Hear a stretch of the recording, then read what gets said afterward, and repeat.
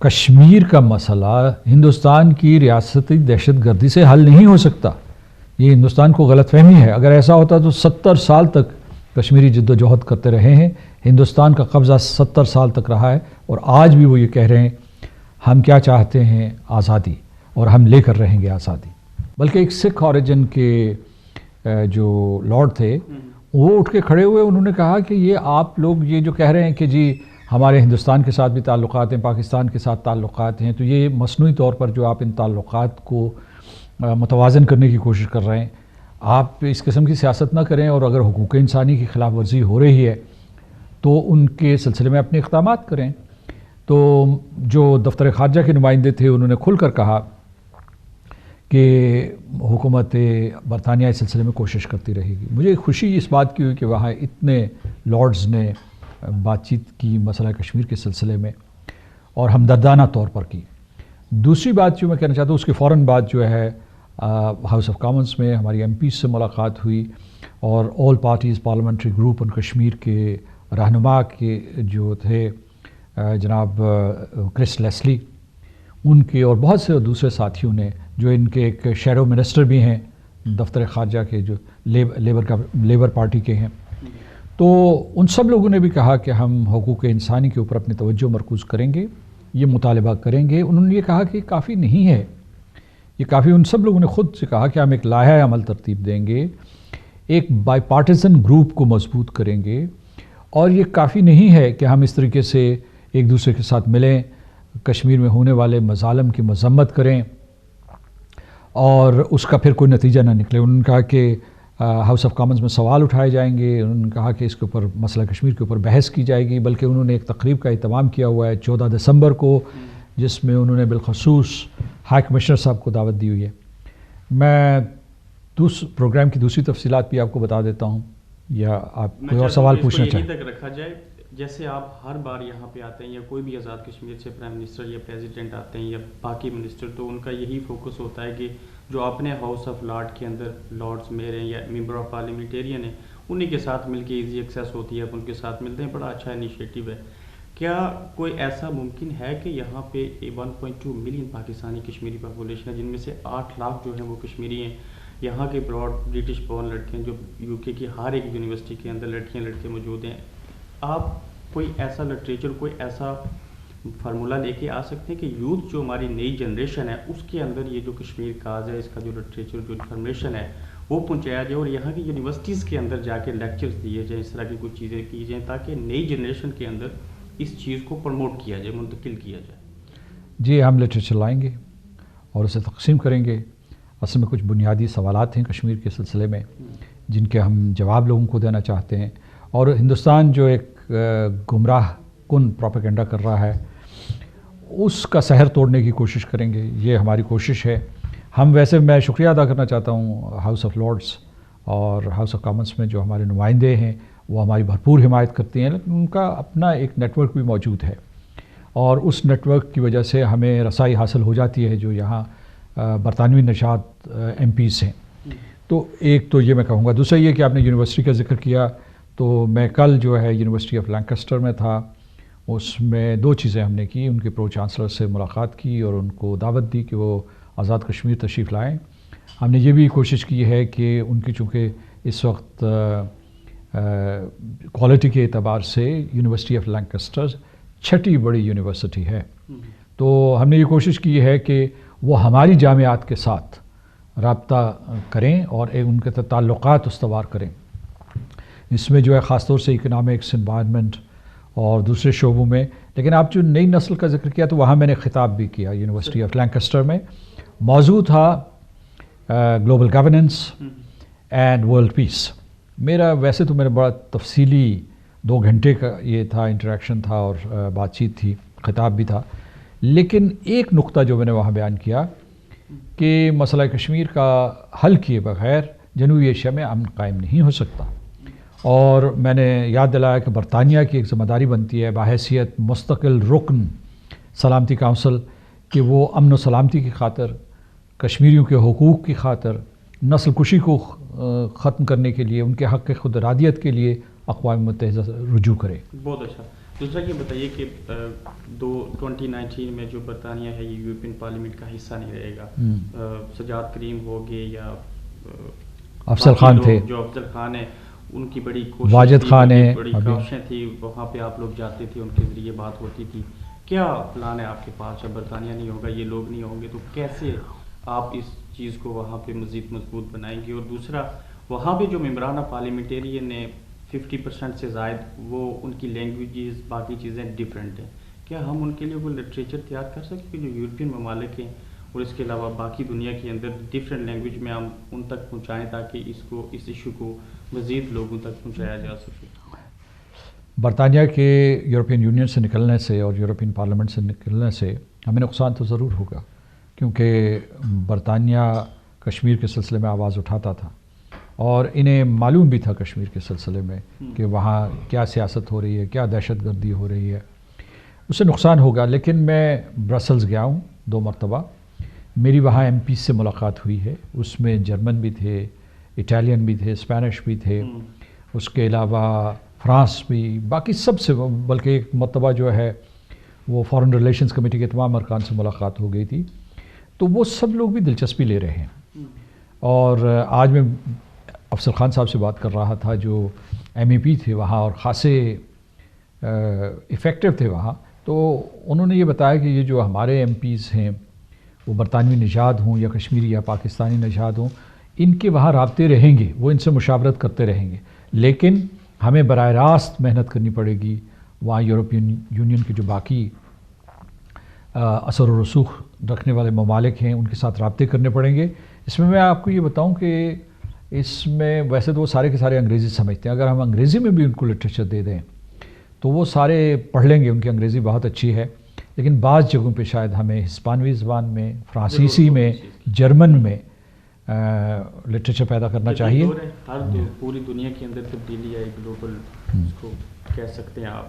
ایک ادارہ ہے ہمارے پاس آزاد کشمیر میں جس کا نام ہے لبریشن سیل, کروڑوں روپے کا بجٹ ہے اس کا. اس کے اندر بے شمار چیزیں جن کو بہتری جن کے اندر لائی جا سکتی ہے. کوئی ایسا پلان ہے آپ کے پاس کہ سوشل میڈیا کے ذریعے یا آزاد کشمیر میں اپنے ٹی وی چینلز کھول کے یا اس طرح سے چیزیں کر کے مزید اس چیز کو جو ہے وہ بہتر کیا جا سکے؟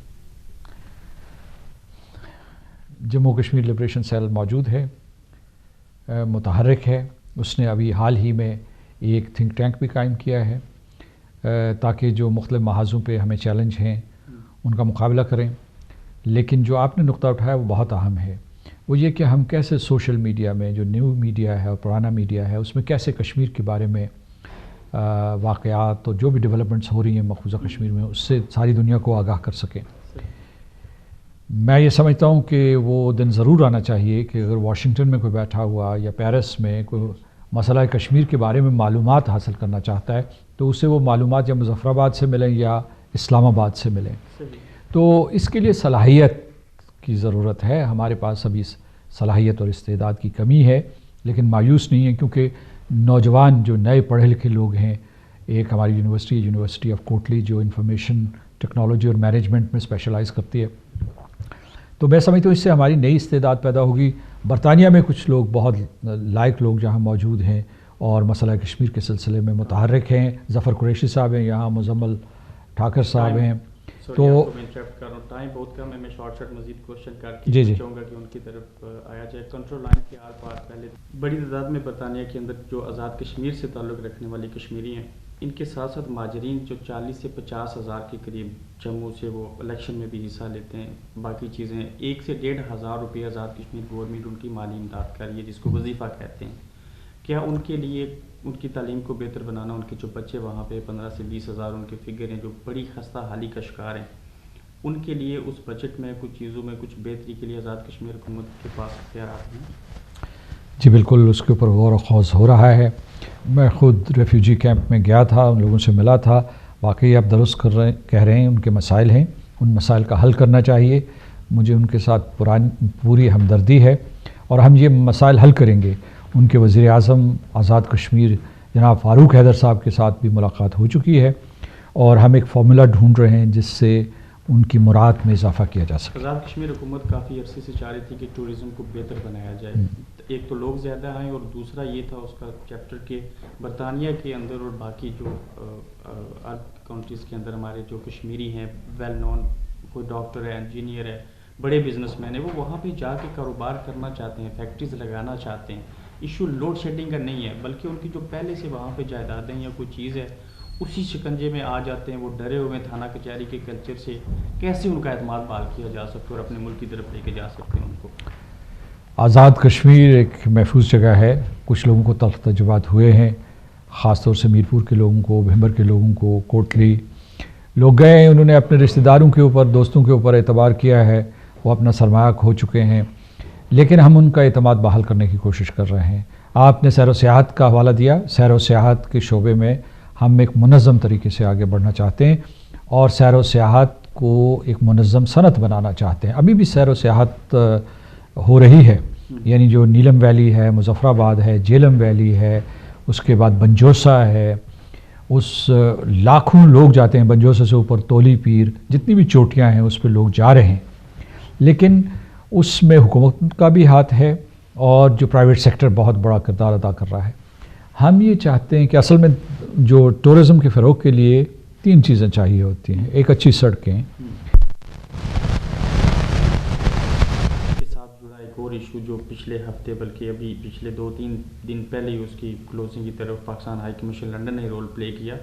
ایک سوشل میڈیا کے ذریعے تو پروپیگنڈا کرنا، کسی کو بدنام کرنا ایک ایجاد نئی چیز تھی، لیکن اب بسیز کے اوپر کوئی پروپیگنڈا کرنا ہو، کسی کے اگینسٹ کمپین چلانی ہو تو جنیوا کے اندر اور پھر آپ لنڈن کی سڑکوں پہ ہم نے دیکھا کہ بلوچستان جو پہلے سے آزاد ہے، انڈیا بجائے اس کے کہ اوکوپائڈ کشمیر جو ہے، جو آزادی مانگ رہے ہیں 70 سالوں سے، ان کو آزادی دے، وہ الٹا بلوچستان کی آزادی کی بات ہو رہی ہے اور اس کو انڈین میڈیا نہیں اٹھایا اور اس لیے ہم انڈیا کو اس چیز کا بلیم دیتے ہیں. اس سے بڑا اور کوئی ثبوت ہو نہیں سکتا. کیا ہمیں کوئی پروپیگنڈا ہوتا ہے اس کا انتظار کرنا چاہیے اور پھر اس کو روک تھام کے لیے اس کو ڈیفنس میں لگے رہیں، یا ہمیں بھی دشمن کی کسی غلطی سے فائدہ اٹھاتے ہوئے، اگر برطانیہ کے اندر 1.2 ملین پاکستانی کشمیری ہیں جن میں سے 60% جو ہے وہ ٹیکسیز کرتے ہیں، تو ہم بھی اس طرح کی کمپین شروع کر کے کیا ہم ایک اچھا اس کو بہتر طریقے سے ہائی لائٹ نہیں کر سکتے اسی بہانے سے کشمیر کاز کو؟ ایک غلطی کا جواب ایک غلطی سے نہیں دینا چاہیے، اور یہاں کے ہائی کمیشن نے بہت سوچ سمجھ کر بہت مناسب اقدامات کیے ہیں اور ان کے نتائج بھی برآمد ہوئے ہیں. تو دوسرے یہ ہے کہ ہندوستان لاکھ کلابازیاں کھا لے، ہم کشمیر کے مسئلے سے دستبردار نہیں ہوں گے، ہم کشمیر پر اپنا موقف تبدیل نہیں کریں گے. اس نے یہ دھمکی دی ہے، اندرا گاندھی کے وقت سے لے کر اب تک دھمکی دے رہے ہیں کہ تم مسئلہ کشمیر سے دستبردار ہو جاؤ ورنہ ہم باقی پاکستان کے بھی ٹکڑے ٹکڑے کر دیں گے. میں آپ کو بتا رہا ہوں، تو بلوچستان جیسا کہ آپ نے خود فرمایا پاکستان کا حصہ ہے، ساورن سٹیٹ ہے. ہندوستان لاکھ سازشیں کر رہے، آج بھی کل بھی اور تابت بلوچستان پاکستان کا حصہ رہے گا. دوسری ایک میں آپ کو بتا دوں کہ ہندوستان جو ہے اس سلسلے میں اتنا بدنیت ہے، ہم مسئلہ کشمیر کا ذکر کر رہے ہیں، ہم کشمیر کا ذکر کر رہے ہیں. ایک متنازع علاقہ ہے اور اقوام متحدہ کی قراردادوں کے مطابق متنازع ہے. اقوام متحدہ کے نقشے دکھاتے ہیں کہ یہ متنازع ہے، اقوام متحدہ کے ایجنڈے پہ موجود ہے. ہم تامل ناڈو کی بات تو نہیں کرتے، ہم آسام کی بات تو نہیں کرتے، ہم پنجاب کی بات تو نہیں کرتے. وہ سب لوگ جو ہیں وہ آخری 2 سوالات کی طرف آگے بڑھ کر گلگت بلتستان، کشمیر کی 5 جگہیں ہیں جن میں سے ایک گلگت بلتستان ہے. کیا وجہ ہے کہ لوگ کہتے ہیں اس کو پاکستان صوبہ بنا دے گا؟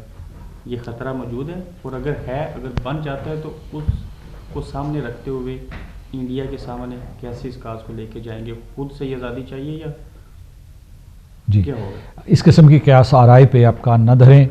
میری گلگت بلتستان کی قیادت سے بھی بات چیت ہوئی ہے، جو وہاں کے گورنر ہیں، چیف منسٹر ہیں، وہاں جو مختلف ارکان اسمبلی ہیں یا ان کے وفود بھی 2-3 مرتبہ آ کے مجھے ملے ہیں. ایک سکردو سے آیا تھا، پاکستان سے آیا تھا. انہوں نے کہا کہ پورے کشمیر کے اور گلگت بلتستان کے لوگوں کے دل جڑے ہوئے ہیں، وہ اپنے لیے حقوق چاہتے ہیں. یہ ٹھیک ہے اور ان کو حقوق ملنے چاہیے، لیکن وہ محب وطن ہیں، کشمیر کے وفادار ہیں، پاکستان کے وفادار ہیں. وہ کوئی ایسا اقدام نہیں کریں گے جس سے کہ مسئلہ کشمیر پر کوئی ضرب لگے. آر پار کی کشمیری قیادت پاکستان اور انڈیا کیسے ایک پیج کے اوپر آ سکتے ہیں؟ اس کے لیے کیا ایجنڈا ہے؟ مجھے تو اس سلسلے میں کوئی امید نہیں ہے. ہندوستان ہٹ دھرمی سے مذاکرات کرنے کے لیے تیار نہیں ہے، وہ کسی قسم کا مکالمہ کرنے کے لیے تیار نہیں ہے. اس نے ایک ہی رٹ لگا رکھی ہے کہ وہ اگر مکالمہ کرے گا تو دہشت گردی کے اوپر کرے گا. ہم نے کہا جی ضرور دہشت گردی کے اوپر آپ مکالمہ کریں، لیکن اصل مسئلہ جو کلیدی مسئلہ ہے، جو بنیادی مسئلہ ہے، مسئلہ کشمیر کے اوپر بات ہونی چاہیے.